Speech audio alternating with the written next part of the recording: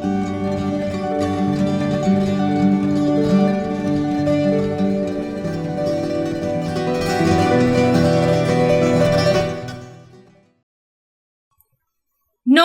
বন্ধুরা, ভিন্ন স্বাদের গল্পে আপনাদেরকে স্বাগত।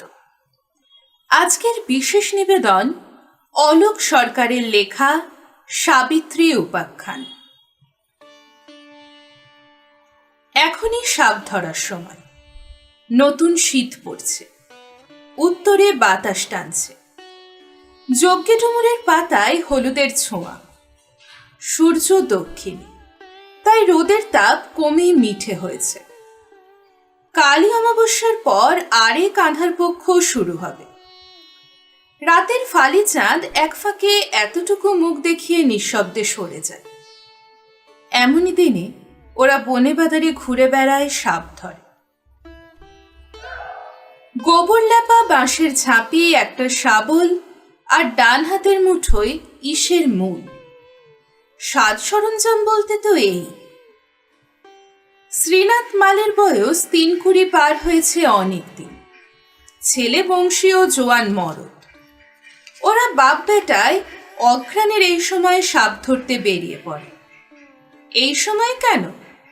শ্রীনাথ বলে, কার্তিকে মায়ের পুজোর পর তার শ্রীচরণে বোম ভোলানাথ ঘুমিয়ে পড়েন, আর সেই সঙ্গে বাবার জটায় ঘাড়ে গদ্দানে ওই ওনারা মা মনসার ছ্যানাপোনারা বেশ খোশ মেজাজে থাকেন। এই সময় বিরক্ত করলে ওনারা কারণ অনিষ্ট করেন না। মা মনসার আশীর্বাদেই পুরুষানুক্রমে শ্যামপুরের এই মাল পরিবারের মানুষগুলো বেঁচে পড়তে আছে। সাপ ধরা, সাপ খেলা দেখানো, বিষ বিক্রয়, ঝাড়ফুঁক করে সাপের বিষ নামানো, সাপ নেই এদের জীবন পরিক্রমা। হারু কবিত্তর মেয়ে সাবিত্রীকে চন্দ্রগোড়ায় কেটেছে। লোকে বলে সাপের লেখা, বাঘের দেখা। মাঠ করে বড় পুকুরে গা ধুয়ে বাড়ি ফিরতে সাবির প্রায় দিনই সন্ধে পেরিয়ে যায়। হারু কৈবত্য সম্পন্ন চাষী। মা মরা একমাত্র মেয়ে সাবি ছেলেবেলা থেকেই ভীষণ আদুরে বেপরোয়া স্বভাবের।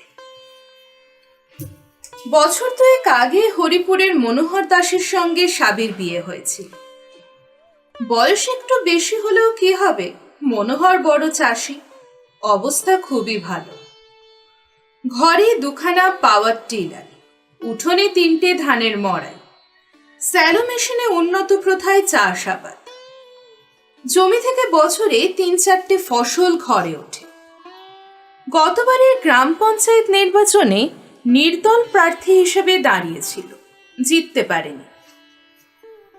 অনেক বিবেচনা করে হারু কৈবত্য এই মনোহর দাসকে জামাই করেছিল, কিন্তু বিয়ের 7 দিন পরে বাপের বাড়ি ফিরে সাবি অন্নজল ত্যাগ করেছিল। তারপর আর শ্বশুর বাড়ি যায়নি। কেন যায়নি তা একান্ত গোপন ও ব্যক্তিগত হলেও না জানি কেমন করে শ্যামপুকুরের সব লোকই জানতে পেরে মুখ টিপে হেসেছিল। পুকুর ঘাটে জল আনতে গা ধুতে গিয়ে আড়ালে আবডালে গ্রামের বৌঝিদের ফিসফিস আলোচনা। পয়সা থাকলেই হলো, মেয়ে মানুষকে ছেলে পুলে দিতে পারবে না, অমন সুখের মুখে নুরো জেলে দিয়ে আমাদের সবই ভালোই করেছে, বুকের পাটা আছে। হ্যাঁ, শত হলেও হিন্দুর মেয়ে, 7 পাকের বন্ধন, তা সে অন্ধ অতর্ব আর বুড়োই হোক। আসল ব্যাপারটা তো তা নয়। পীড়িত গো পীড়িত, কানুর পীড়িতি, অন্ধ সে রীতি, যে মজে শুধু সেই জানে। দত্তবাড়ির ওই মেজবাবু, ওই তো আমাদের সাবিত্রীর সত্যবান গো। হারু কৈবত্য নেহাত ভীমরতি হয়েছিল, তাই সব জেনেও শাক দিয়ে মাছ ডাকতে গিয়েছিল। ব্যক্তিভেদে বিভিন্ন ধারণা হারু কৈবত্যর একমাত্র মেয়ে সাবিকে ঘিরে গড়ে উঠেছিল। 2 বছর আগে সেই ঘটনা এখন স্তিমিত। বাসি ঘটনায় কে আর মাথা ঘামায়। সেদিন সন্ধে উতরে যেতে সাবি রোজকার মতো অনেকক্ষণ ধরে গা ধুয়েছে বড় পুকুরের জলে, একা একাই। গ্রামের বৌঝিরা তো সন্ধ্যের আগেই ফিরে পড়ে, গা ধুয়ে পেতলের ঘড়ায় জল নিয়ে। অনেক ভয় মেয়ে মানুষের। সাবি কিন্তু একাই বড় পুকুরে গা ধোয়, গুনগুন করে গান গায়, তারপর একজোড়া সতর্ক চোখের অলক্ষ্য পাহারায় হেলে দুলে বুড়ো শিমুলের নিচ দিয়ে দত্তদের নতুন কলমের আমবাগানের পাশ দিয়ে গ্রামের দিকে ফিরে চলে। এবং যথারীতি যেন হঠাৎ একটি মানুষের সঙ্গে দেখা হয়ে যায়। মেজবাবুর হাতে 3 সেলের টর্চ। ফিসফিসিয়ে ডাকেন, রানী। সাবি চলার গতি কমায়, কিন্তু একেবারে থামে না। মুখে তেমনি হাসির ঝিলিক, গরজ বড় বালাই। মেজবাবু পিছনে এক পা করে এগিয়ে আসেন। রানী, একটু দাঁড়াবে না? বলো না, শুনছি তো। ঘাড় না ফিরিয়ে সাবি থমকে দাঁড়ায়। এই মেজবাবু শ্যামপুরের দত্ত কুলোদ্ভব শ্রীযুক্ত কানাইলাল দত্ত, নিজ বৈশিষ্ট্যে এই অঞ্চলের উজ্জ্বল জ্যোতিষ্ক।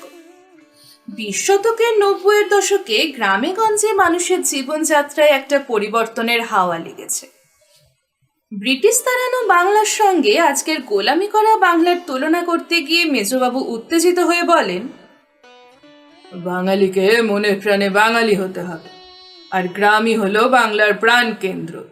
গ্রামের আলো হাওয়া মাটিতে মিলেমিশে একাকার হয়ে যেতে হবে, আর গ্রামের বনেদি সংস্কৃতি ও ঐতিহ্যকে পুনরুজ্জীবিত করতে হবে। তাই গ্রামের মেয়ে সাবিত্রীর চোখ ধাঁধানো রূপ ও ভরা যৌবন মেজবাবুর আগ্রাসী গ্রাম চেতনায় মিলেমিশে একাকার। এমন ভর সন্ধ্যায় দত্তদের আমবাগানের আলো আঁধারিতে মেজবাবু ও সাবিত্রীর ঘন সান্নিধ্যে উত্তাপের পরিমণ্ডল। এইভাবে সে সন্ধ্যার প্রণয় পর্ব শেষ করে আপনাতে আপনি বিভোর সাবি চুপিসারে বাড়ি ফিরে আসার পথে খিড়কি দরজার কাছাকাছি অন্ধকারে সাপের ঘাড়ে পা দিতেই মোক্ষম এক ছোবল। চারিদিকে হৈ হৈ শোরগোল পড়ে গেল। হারু কৈবত্যর জরুরি বার্তা নিয়ে লোক ছুটল। শ্রীনাথ ওঝা এলো তক্ষুনি, সঙ্গে জোয়ান ছেলে বংশী। শ্রীনাথ বুড়ো হয়েছে, হাত পা কাঁপে, চোখেও ভালো দেখে না। শিথিল ঠোঁটের ফাঁক দিয়ে ঝাড়ফুঁকের মন্ত্রোচ্চারণ বিকৃত শোনায়। এদিকে বাপের ওঝা বিদ্যাবংশীর সম্পূর্ণ আয়ত্তে এসে গেছে। তবু কাছে পিঠে ডাক পেলে শ্রীনাথ নিজে রোগীর বাড়ি গিয়ে ছেলেকে সাহায্য করে পরামর্শ দেয়। বাবা কাছে থাকলে বংশীও এরকম সংকট মুহূর্তে বিশেষ ভরসা পায়। রাত বাড়ে। কৈবত্য বাড়িতে এখন অনেক লোকজন। হ্যাজাক জ্বালা হয়েছে। দাওয়াই কচি কলা পাতায় 820 আচ্ছন্ন সাবির মুখ দিয়ে ক্যাঁচলা উঠছে। ঘোলাটে চোখ দুটো বুঝিয়ে সে ঘুমিয়ে পড়তে চায়, কিন্তু এখন ঘুমানো চলবে না, তাহলেই কাল ঘুম। লতায় কাটা রোগীকে জাগিয়ে রাখতে হয়। কার আজ্ঞা মা মনুষার আজ্ঞা, কার আজ্ঞা কামরূপের কামাখ্যা মায়ের আজ্ঞা, কার আজ্ঞা হারির ঝি চণ্ডীর আজ্ঞা। বিড়বিড় করে মন্তর পড়ে শ্রীনাথ। হাতে ধরা মস্ত সাঁড়াশিতে গনগনে আগুনের তাপে প্রচণ্ড গরম মাটির হাঁড়ি, কচি কলা পাতায় মোড়া খাঁটি গাওয়া ঘিয়ের প্রলেপ দেয়া একটি অনাবৃত পা ঘিরে নেচে বেড়ায় বংশীর হাঁড়ি। কখনো 2-1 ইঞ্চি দূরত্বে প্রায় ছুঁয়ে যায়, আবার কখনো হাঁটু থেকে গোড়ালি পর্যন্ত পাক দিয়ে নিচে বেড়ায়। পোড়া ঘিয়ের গন্ধ ছড়িয়ে পড়ে। কচি কলা পাতা আগুনের তাপে শুকনো হয়ে কুঁচকে যায়, ধোঁয়া ওড়ে। শ্যাঁকা চামড়া আর পোড়া লোমের গন্ধে গা গুলিয়ে আসে। হাঁড়ি ঝাঁপ চলে। বংশীমাল বিষ নামায়। বুড়ো শ্রীনাথ একপাশে আসনে বসে জবুথ। মন্তর পড়ে চলে রাতভর। কখনো তন্ত্রার ঝোঁকে দেওয়ালে ঠেস দিয়ে চুপ করে যায়, আবার জেগে উঠে বিড়বিড় করে রাত শেষ করে দেয়। ভোরের আলো ফোটে। চন্দ্রবোরার বিষ ওঠেও যেমন ধিকি ধিকি, নামেও তেমনি ধীরে ধীরে। রাতভর গনগনে আগুনের তাপে ধর্মাক্ত বংশীর অনাবৃত সুঠাম শ্যাম শরীর, একমাথা কোকড়ানো অবিন্যস্ত চুল আর রাত জাগা রক্তিম চোখ দুটোর দিকে তাকিয়ে থাকা সাবিকে সত্যি রানীর মতো দেখায়। সে এখন অনেকখানি সুস্থ, মুখের ফেনা ওঠা অনেক আগেই বন্ধ হয়েছে, গা গোলানো জ্বালা যন্ত্রণা অনেক কম, আচ্ছন্ন ভাবটা আর নেই। শ্রীনাথ হাঁক পারে, এ টাটকা কাঁচা দুধ আর মাটির খুঁড়ি নিয়ে এসো হে। এবার চিকিৎসার শেষ পর্যায়ে চুমকুড়ি দেয়া হবে, বড় কঠিন কাজ। রোগীর ক্ষতস্থানে মুখ দিয়ে বারে বারে সজোরে রক্ত চুষে নিয়ে মাটির আলাদা আলাদা পাত্রে রাখা দুধে ফেলতে হবে। যতক্ষণ বিষ থাকবে ততক্ষণ দুধের রং সবুজ হয়ে যাবে। তারপর দুধে আলতা রং হলেই বুঝতে হবে রোগী নির্বিষ, আর ভয় নেই। এবার জীবনের ভয় চুমকুড়িদারের, শ্রীনাথের ছেলে বংশীর। এই সময় কথা বলা, থুতু ফেলা চলবে না, ঢোক গিলতেও পারবে না। নাক দিয়ে শ্বাস নিতে হবে, একটু এদিক ওদিক হলেই বিপদ। অভিজ্ঞ শ্রীনাথ হাঁক দেয়, সামালকে বেটা। বংশীর ক্লান্তি ভরা চোখে এখন সাফল্যের আনন্দ। সাবিত্রীর কৃতজ্ঞতা ও মুগ্ধতা মাখা দু চোখের দৃষ্টিতে কোনো এক অচেনা সবুজ দ্বীপের হাতছানি। স্থলপদ্মের মতো পেলব ও সুন্দর একটি পা কোলে তুলে নিয়ে নতজানু পদচুম্বনরত বংশী যেন দেবেন্দ্রাণীর পদতলে শাপগ্রস্ত এক তরুণ গন্ধর্ব। সে এক অপার্থিব দৃশ্য। নবোদিত সূর্যের প্রথম আলো মেখে নতুন এক সাবিত্রীর চিকন দুগাল বেয়ে অশ্রুধারা নাম। তারপর নবীন গন্ধর্বের ঘন চুলের গভীর অরণ্যে সেই অশ্রুধারা চিরন্তন আনন্দের ঝর্ণা হয়ে হারিয়ে যায়।